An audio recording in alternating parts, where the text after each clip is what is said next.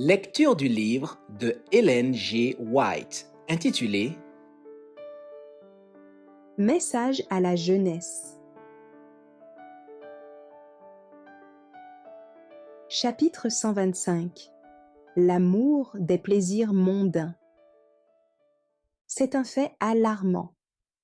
L'amour du monde prédomine généralement dans l'esprit de la jeunesse.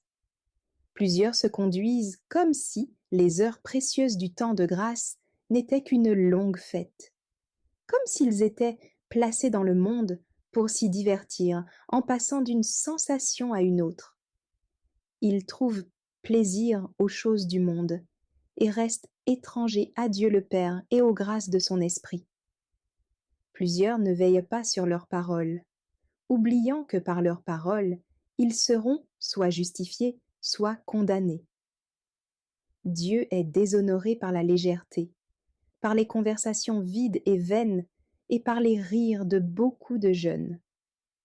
Satan fait des efforts particuliers pour les attacher aux amusements mondains et les amener à se justifier sous le prétexte que ces amusements sont inoffensifs, innocents et même nécessaires à la santé.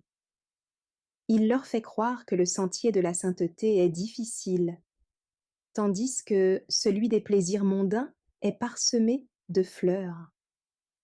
Il présente à la jeunesse le monde et ses plaisirs sous des couleurs flatteuses, mais fausses. Bientôt, les plaisirs de la terre prendront fin, et il faudra moissonner ce que l'on aura semé. Les attraits personnels, les qualités, les capacités et les talents sont-ils trop précieux pour être consacrés à Dieu, l'auteur de notre être, celui qui veille sur nous à chaque instant? La voie de la sagesse. Souvent, les jeunes prétendent avoir besoin de quelque chose qui égaie et qui délasse l'esprit. L'espérance chrétienne répond justement à ce besoin. La religion est, pour le croyant, une consolation. Elle conduit sûrement à la source du vrai bonheur.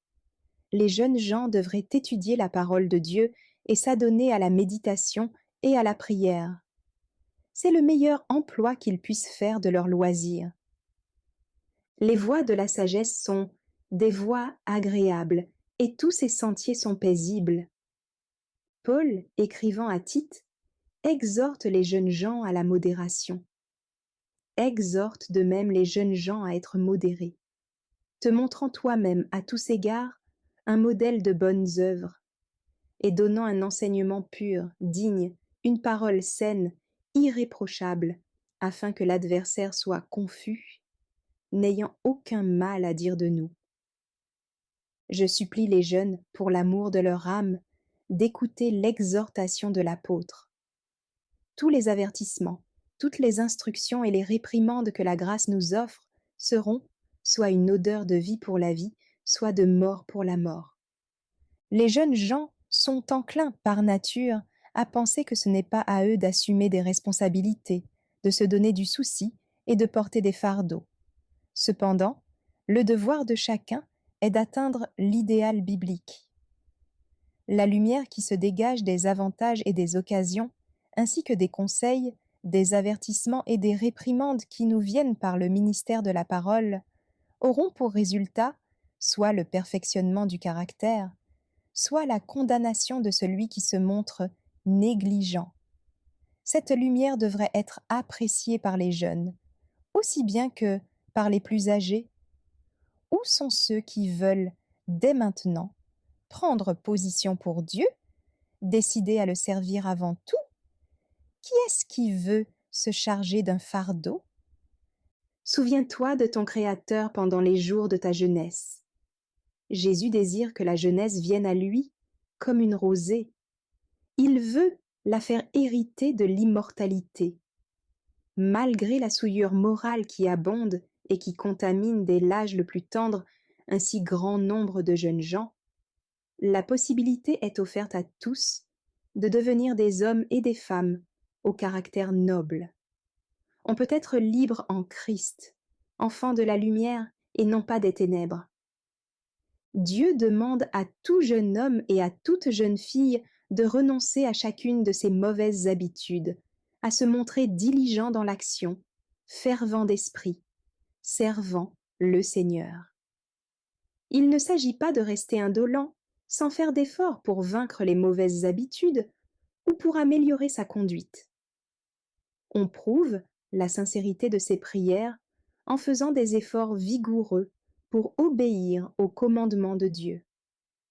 À chaque pas, on doit renoncer à de mauvaises habitudes et à de mauvaises compagnies, et être assuré que le Seigneur donnera la victoire par la puissance de son esprit.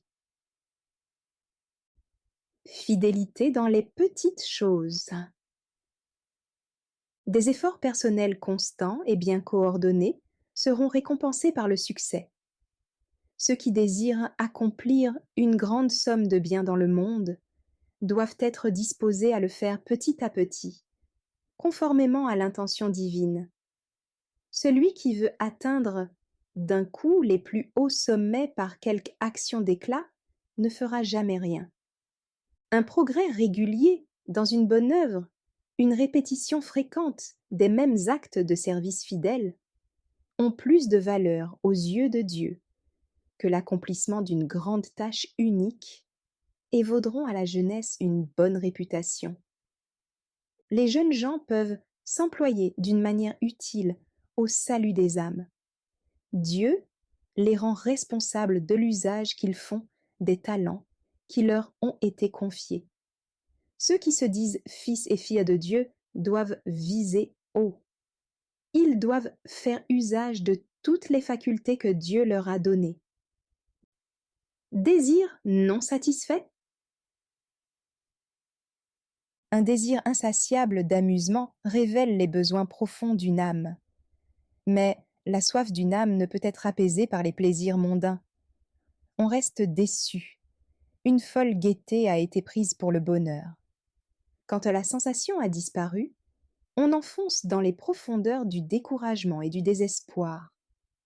Quelle démence, quelle folie d'abandonner la source d'eau vive pour aller puiser aux citernes crevassées des plaisirs mondains. Occasion de rendre témoignage. Si vraiment vous appartenez à Christ, les occasions ne vous manqueront pas de lui rendre témoignage. Quand on vous invitera à participer à des amusements, vous aurez l'occasion de rendre témoignage de votre Seigneur. Si vous voulez rester fidèle à Christ, vous n'essayerez pas de justifier votre abstention sous un prétexte quelconque, mais vous direz, avec simplicité et modestie, que vous êtes enfant de Dieu, que vos principes ne vous permettent pas d'aller, même une fois, en un lieu où vous ne pourriez jouir de la présence du Seigneur. Merci d'avoir écouté cette lecture. Si vous avez des questions ou des remarques sur le thème abordé, n'hésitez pas à les partager dans les commentaires et notre équipe ne manquera pas de les considérer. À bientôt sur lereste.org.